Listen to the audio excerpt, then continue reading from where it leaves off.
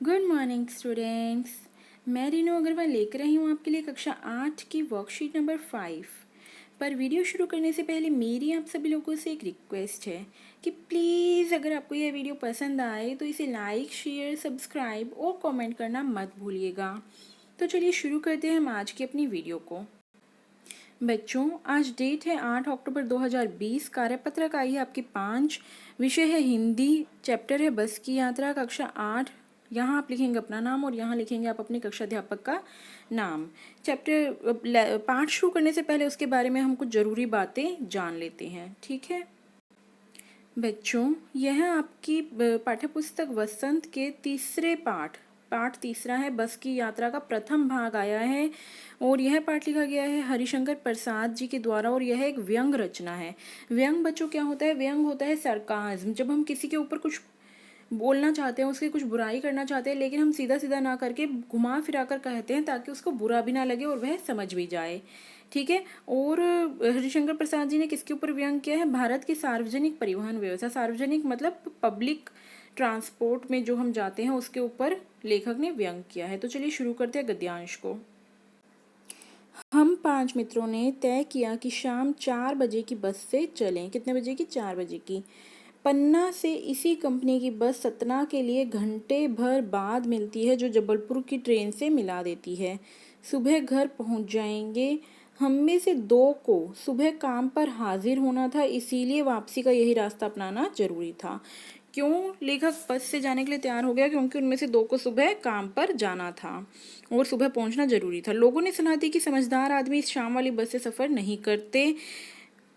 यहाँ क्या रास्ते में डाकू मिलते हैं? नहीं, बस डाकिन है। क्या बोला लोगों ने? कि बस डाकिन है और समझदार आदमी इस बस से सफ़र नहीं करता है।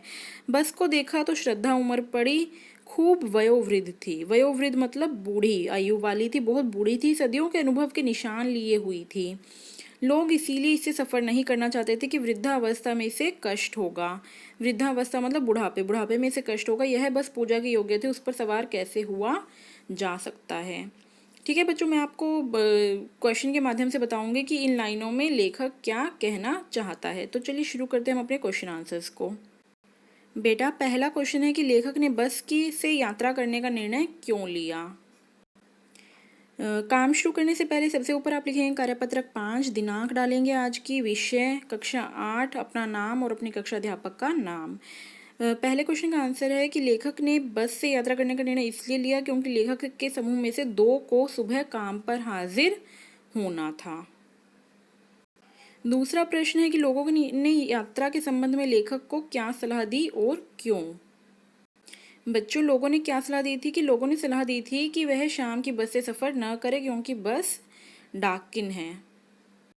तीसरा प्रश्न है कि बस को देखकर लेखक ने जो व्यंग बातें कही हैं उन्हें आपको अपने शब्दों में लिखना है। मतलब कि आपको बताना है कि लेखक क्या कहना चाहता था। बच्चों, लेखक ने व्यंग करते हुए कहा था कि बस जो है वो बहुत ज़्यादा वयोवृद्ध है। इसका मतलब क्या है? और सदियों के निशान लिए हुए है और उस पर हम जो है यात्रा नहीं कर सकते। तो इसका मतलब क्या था कि लेखक ने कहा है कि बस बहुत पुरानी है। वयोवृद्ध मतलब बहुत ज़्यादा पुरानी है और सदियों के निशान लिए हुए मतलब जर्जर हालत में थी, ठीक है। तो उस पर वह यात्रा नहीं कर सकते, तो वह केवल पूजा के लायक थी। इस तरह से वह उस पर व्यंग कर रहा है कि वह बहुत ही खस्ता हालत में है। आपका आखिरी प्रश्न है कि आपको गतिविधि दी गई अपनी कल्पना से अपने घर में पड़ी किसी भी पुरानी चीज को देखते हुए मजाकिया लहजे में उससे बात होने वाली बातचीत को लिखिए। तो चलिए देखते हैं बच्चों, यह मैंने अपना उत्तर लिखा है। अगर आप अपने घर में किसी और चीज़ के बारे में लिखना चाहते हैं तो वह भी आप लिख सकते हैं। हमें मजाकी लहजे में लिखना, तो देखिए मैंने क्या लिखा है। पंखे से हमने बातचीत की है। पंखा, तुम पूरा दिन मूर्ति घूम घूम कैसे खेल लेते हो? मुझे तो कुछ देर में ही चक्कर आने लग जाते हैं। इसमें तुम यह भी लिख सकते हो कि तुम इतने बूढ़े हो चुके हो फिर भी तुम पूरे दिन घूमते रहते हो, तो मैं कल तुम्हें खाना खाने के लिए तेल ला कर दूंगा। और आप अपने इमेजिनेशन से इसमें और भी बातें जोड़ सकते हैं कि मैं तुम्हें तुम्हारी सब साफ़ सफाई करके तुम्हें सुंदर सुंदर रखूँगा, तुम बूढ़े हो गए हो तो अपना बिल्कुल भी ख्याल नहीं रखते हो। इस तरह से आप अपने इसमें आगे और अपनी कहानी जोड़ सकते हैं। ठीक है बच्चों, तो ये थे आज के आपके सॉल्यूशंस। मैंने सिर्फ सॉल्यूशंस लिखे हैं, आंसर लिखे हैं। आप लोगों को प्रश्न भी ज़रूर लिखना है। Thank you very much. Have a nice day.